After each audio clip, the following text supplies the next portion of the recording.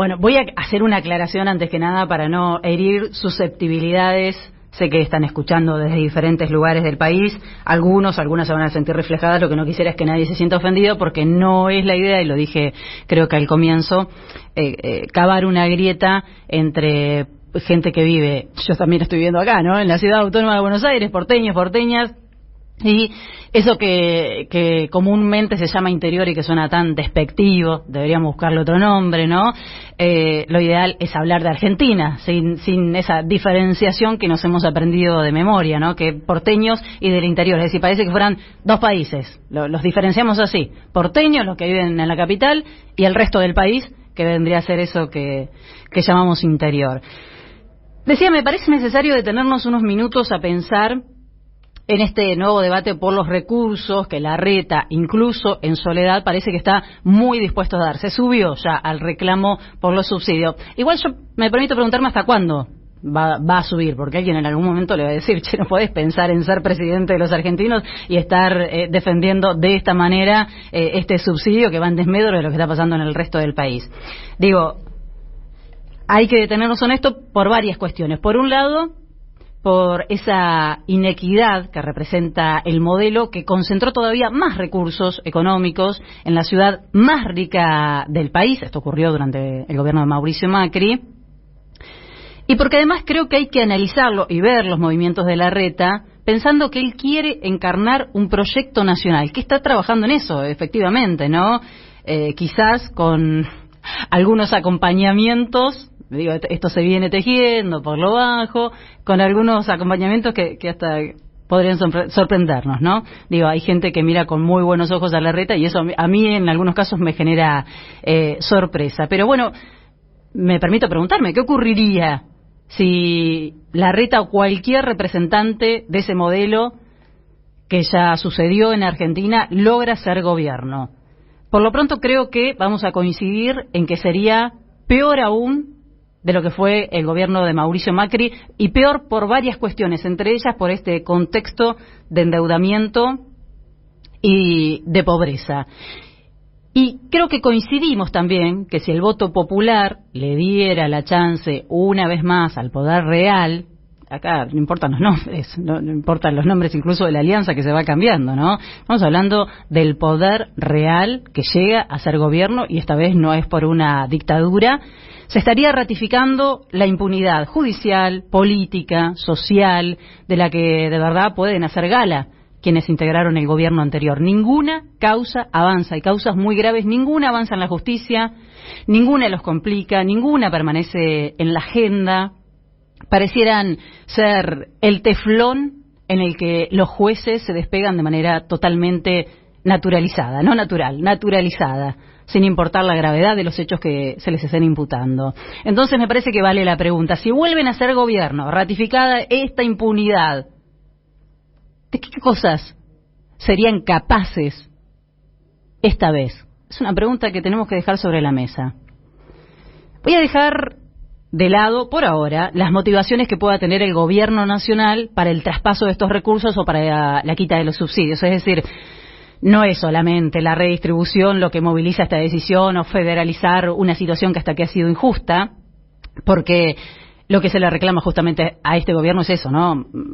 Jugar un poco más a la redistribución, a la toma de medidas redistributivas, y hoy, en definitiva, lo que apremia son las exigencias del Fondo Monetario Internacional, que está pidiendo achicar lo que tiene que ver con los subsidios. Esto no es un secreto. Jerry Rice incluso mencionó la semana pasada, cuando habló del acuerdo con Argentina, el tema de los subsidios.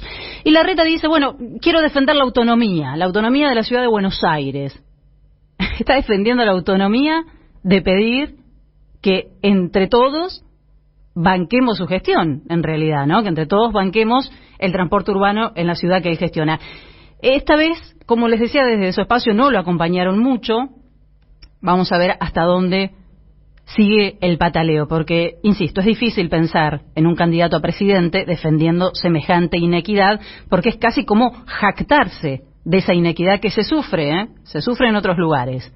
Pero yo quiero completar este cuadro mirando hacia atrás en lo que tiene que ver con los subsidios al transporte urbano. Macri, presidente, decidió quitarle los subsidios a las provincias, y cuando lo hacía también hablaba de autonomía, le regalaba la autonomía a las provincias de una manera bastante curiosa, ¿no? Se firmaba el consenso fiscal bajo presión, no era tema de agenda, los aprietes en ese momento pasaban, digamos, ¿no? Era algo normal. Restringía con ese consenso las posibilidades de recaudar, le quitaba subsidios y otros fondos que dejaron de percibir. Alguno va a lagrimear si le menciono el FOFESO, por ejemplo, y ese ajuste no fue tan contundente para la Ciudad Autónoma de Buenos Aires, que siguió recibiendo una buena torta en los subsidios. ¿Qué pasó en ese momento? Los que lo seguimos con atención lo relatamos, porque era muy parecido en cualquiera de las ciudades que tenían transporte urbano. Empezaron a tener crisis, conflictos para pagar los salarios, se dieron paros, aumentos muy significativos en los pasajes que se extienden hasta el día de hoy, caída en la calidad de los servicios sobre pretexto de ajustar y optimizar fondos, ¿no? Empezaron a cambiar los recorridos, empezaron a pasar a espaciar un poco más las pasadas, es decir, ajusten la cantidad de servicios y en la frecuencia de cada uno de estos servicios. Hoy, llegamos así a hoy, que en la ciudad de Buenos Aires se paga, en la ciudad más rica del país, entre 18 y 20 pesos, mientras que, te cito algunos ejemplos, Córdoba, Santa Fe, 60 pesos, Bariloche, 62, Santa Rosa, 54, Bahía Blanca supera los 70 pesos. Esto es lo que pasa en la República Argentina. Entonces, digo, no es una cuestión revanchista.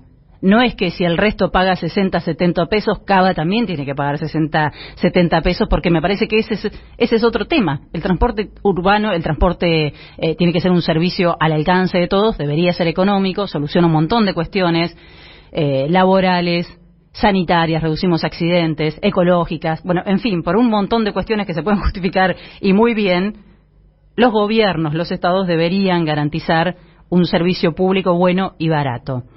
No es lo que hoy ocurre claramente. Buenos Aires tiene, a diferencia de otras ciudades, recursos.